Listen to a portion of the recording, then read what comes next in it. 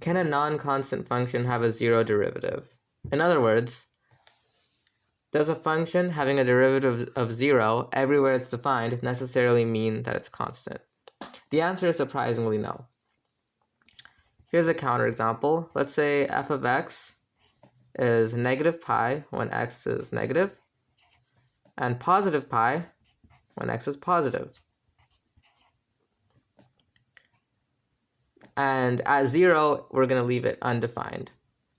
So the graph of this function would look something like this.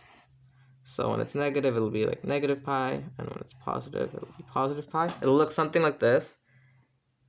And it's obvious that it will have a derivative of 0 everywhere. It's flat, but it's not constant because, for example, the values here and here differ. So what went wrong? Well, the problem is there's this hole in the domain that allows the function to jump discontinuously and change its value. So now, what happens when we have multiple holes in the domain?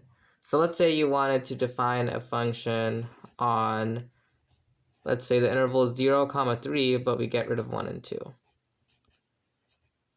So we'll have a function that goes from here, and it'll output a real number, and it'll have the property that the derivative is 0.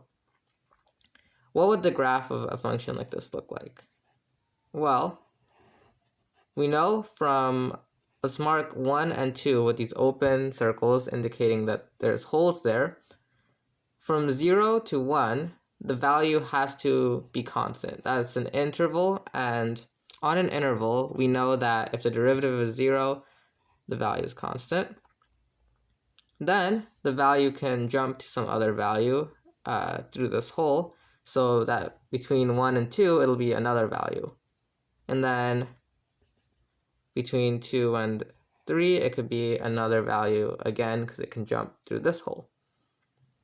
So in general, all the functions that satisfy these properties look something like this. Notice that it only takes 3 numbers to completely determine a function because the first number is whatever the value is on this set, the second number is whatever the value is on this set, and the third number should be whatever the value is on this set. So the set of all these functions are a 3-dimensional vector space. They form a 3-dimensional vector space. So that's interesting. And notice, if we add another hole, like let's say you at 2.5, you add a hole, like here, right? Then the function can jump yet again, so it can go up to some other value, right? And that will introduce another dimension. So that's sort of interesting. The number of dimensions that the vector space of all the functions with 0 derivative have has to do with how many holes are in the domain.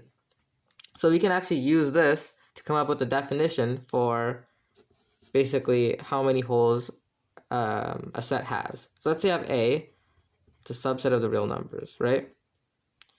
We'll say the number of holes that A has is going to be the dimension of the vector space of all functions that go from A to the real numbers with a 0 derivative minus 1. So this is just a really neat thing. Yeah, it's a really neat way to count holes. You can test it out with different A's, and it should match your intuition pretty well for the number of holes A ought to have. Okay, that's it for this video.